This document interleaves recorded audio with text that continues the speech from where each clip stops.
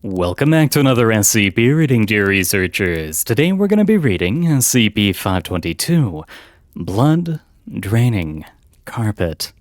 Now without further ado, item number SCP-522, object class, safe, special containment procedures. SCP-522 should be kept in an airtight room with adequate light sources. Hazmat suits are strongly advised, as anyone leaving the room must go through a thorough decontamination process to prevent the potential spread of SCP-522. Once every 2 weeks, one pig or animal of equivalent body mass is to be placed at the center of SCP-522. Except for purposes of experimentation, at no point should any person stand on SCP-522 while alone inside the enclosure. For this reason, all personnel entering SCP-522's containment room should be accompanied by another person.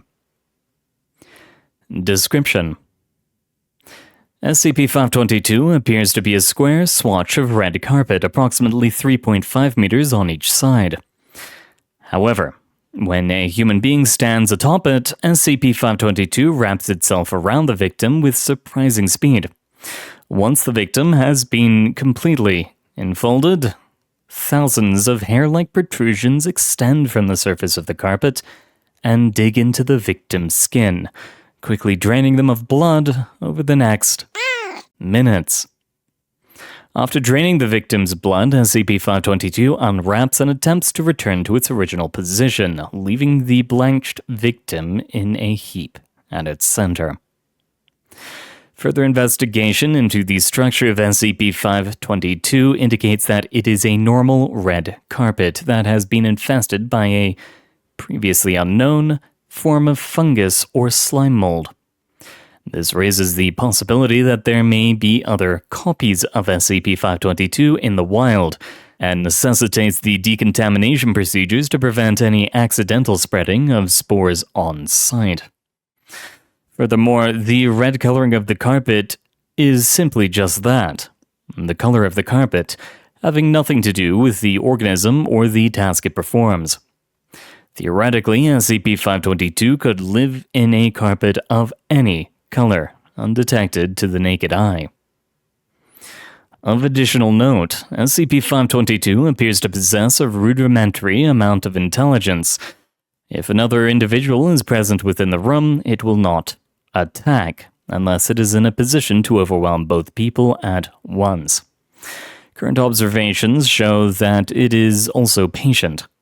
How long it can go without feeding is currently unknown. See experimental log for more details. SCP-522 was discovered during a murder investigation in the town of when one of the investigating officers fell prey to its effects. The mysterious coincidence of two people being utterly drained of blood within the same building prompted the Foundation to investigate, at which point SCP-522 was discovered. The Foundation is currently assessing the viability of using SCP-522 as a covert assassination tool. Research into breeding additional copies of SCP-522 pending approval. Experimental log. Experiment 1. 1 D-Class personnel placed on the center of SCP-522. Results. Once security left the room, the SCP-522 immediately wrapped up and around the subject. Subject could be seen thrashing through the underside of the carpet. Total exsanguination occurred after minutes, at which point the carpet released the drained victim and returned to its original state. Experiment 2. 2 D-Class personnel, both placed at the center of SCP-522. Results. SCP-522 engulfed both subjects. Total exsanguination occurred after minutes.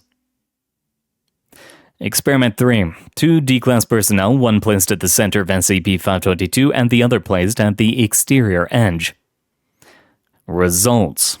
Even after security left the room, SCP-522 remained in its dormant state. Experiment terminated after 6 hours of no activity. Experiment 4. 2 D-Class personnel, one placed at the center of SCP-522, the other placed off SCP-522 entirely. Results. Even after security left the room, SCP-522 remained dormant. Experiment terminated as per previous. Experiment 5. 1 D-Class personnel placed at the center of SCP-522. SCP-522 fastened to floor with carpet staples. Results. SCP-522 rips upwards with surprising force, pulling carpet staples from the floor. Total exsanguination occurred in same time span as Experiment 1. Carpet attempted return to dormant state, but staples remained free. Experiment 6. 1 D-Class personnel placed at the center of SCP-522. A heavy desk was placed at the exterior edge. Results.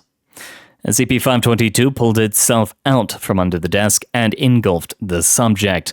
After draining subject of all blood, it managed to wedge itself back into its original position, slipping beneath the desk. Experiment 7. 1 rat placed at the center of SCP-522. Results. SCP-522 engulfed the rat. Total exsanguination occurred in seconds. Note from Doctor. You mean we could have been using animals all along? Damn it! Disposing of the remains would have been much easier if I'd known that earlier. Experiment 8.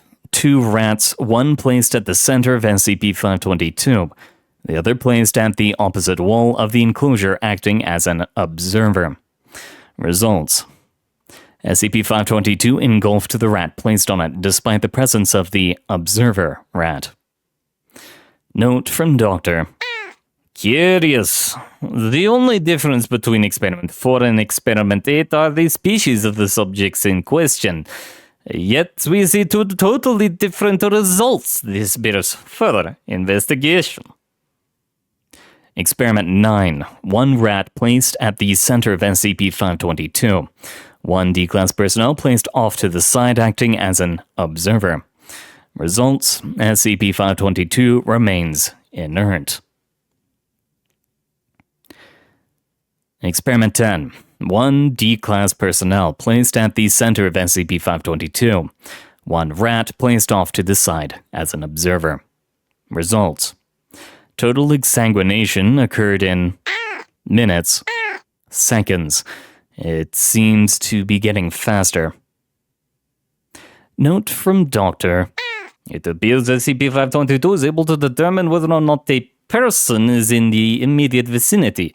How it makes the determination as to when it is safe to act is yet to be determined, but it does not seem to realize that we are observing it with the cameras. End experiment log. And with that, we've reached the end of our reading, dear researchers. Thank you very much for coming. It has been an honor reading for you. Good luck out there, and I hope to see you all next time.